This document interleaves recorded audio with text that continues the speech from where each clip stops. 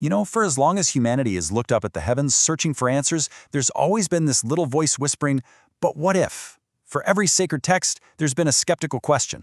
So today, we're going to flip the script a little. We're not just looking at faith, we're diving into the powerful, parallel history of doubt. We're going to trace the core arguments that have challenged belief for centuries, getting right inside the minds of the thinkers who first dared to ask. All right, let's kick things off with this famous line, because it kind of flips the whole conversation on its head. The classic critique wasn't really about what's true versus what's false. It was about function. The idea was that religion is a deeply human response to suffering, a powerful comfort in a world that can feel pretty heartless. So the idea wasn't that it's a poison, but more like a painkiller. Okay, so that leads to the big question, right? If religion is a human invention, what deep needs does it actually fill? Why did this so-called opium become one of the most powerful forces in all of human history? Well, the thinkers we're looking at, they suggest the answer starts with our very first attempts to just figure out what was going on. I mean, try to imagine a world before science. Seriously. The reason for a storm, a plague, or even why your crops grew, it was a complete and total mystery. And this constant fear of the unknown, as philosophers called it, created this vacuum. So to make sense of it all, we started seeing intention out there in the world, creating gods and spirits. It was basically humanity's first shot at philosophy, our first grand theory of everything. Okay, so that brings us to our first big area of doubt, questioning the whole idea of a grand design. If the world really is a creation, what does the final product tell us about its creator? This is where the debate gets really interesting. And this right here, this is the classic problem of evil. And man, it's a tough one to get around.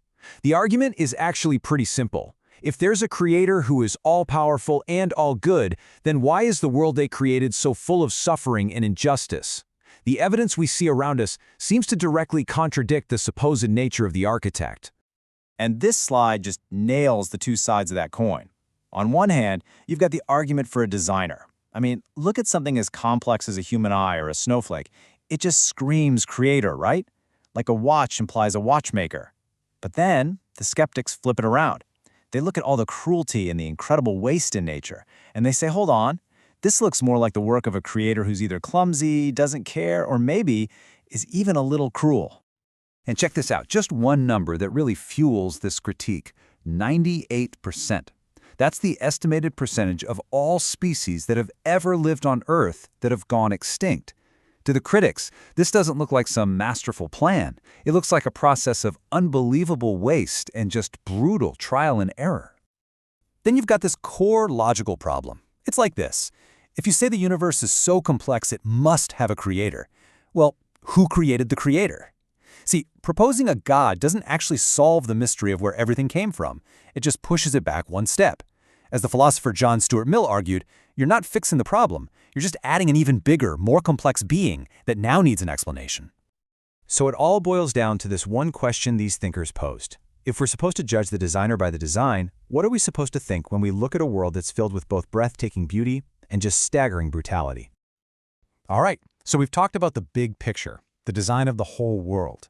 Now let's zoom in on something much more specific that supposedly breaks that design. This brings us to the next huge challenge, the problem with miracles. First things first, to even talk about this, we need to be on the same page about what a miracle is. And the philosopher David Hume defined it just like this. See, a law of nature isn't just a casual suggestion. It's a description of what we see happen over and over and over again without exception. A miracle, then, is a claim that this constant, uniform experience has suddenly been broken. So Hume came up with this simple but honestly brilliant test. Picture a scale. On one side, you put the testimony for the miracle. On the other side, you pile on all the evidence against it, which is basically everything we know about how the universe works, day in and day out. So the real question isn't, did it happen? It's this: which is the bigger miracle? That the laws of physics just took a day off, or that somebody got it wrong? And his conclusion is pretty powerful. I mean, think about it. We have countless examples of people being mistaken, confused, or just plain dishonest. We see it every day. But we have exactly 0 verifiable examples of gravity turning off or the dead coming back to life. So Hume argued that any wise person has to conclude that human error is just the far more likely explanation. And Hume didn't mince words here. He basically said that human foolishness and deception are, unfortunately, really common. A dead person coming back to life? Not so much. So when you're faced with a miracle story, he says, it's way more rational to believe in the common thing, human error, than in the thing that's never, ever been proven to happen. Okay, so we've looked at the outside world, nature, miracles, all that stuff. But what about what's going on inside our own heads? The next line of argument turns inward, to look at the psychological roots of belief itself. So, the philosopher Baruch Spinoza had this really interesting idea. He argued that superstition doesn't come from our logical brain. It comes from our emotions. And the big one? Fear. He claimed that when we're scared about the future and reason can't give us any comfort, our minds just become vulnerable, easy to fool, and desperate for any answer, no matter how wild it sounds. And this slide basically lays out the recipe for superstition that these thinkers saw. So you start with that anxious fear about what's coming next. You add a big dose of not knowing the real natural causes of things. Then you stir in our natural human love for a good, dramatic, marvelous story. And what do you get? A powerful belief in invisible forces and this overwhelming need to keep them happy. And you can bet that throughout history, rulers figured out just how useful this was. As Thomas Hobbes pointed out, leaders would often just merge the laws of the state with the laws of the gods. And by doing that, they made their own power seem absolute. Suddenly, breaking a rule wasn't just a crime, it was a sin against the entire cosmos. Okay, so after all that, after looking at these critiques from philosophy, logic, and psychology, you might be wondering, what's the alternative? If not religion, then what? Our final section looks at the worldview offered in its place. And this is where the humanistic viewpoint comes in. The argument isn't that taking away the supernatural leaves this big, empty hole. It's actually the total opposite. It's about finding that profound sense of awe and meaning in the world right in front of us, in art, in science, in our connections with each other, in the whole incredible story of human creativity.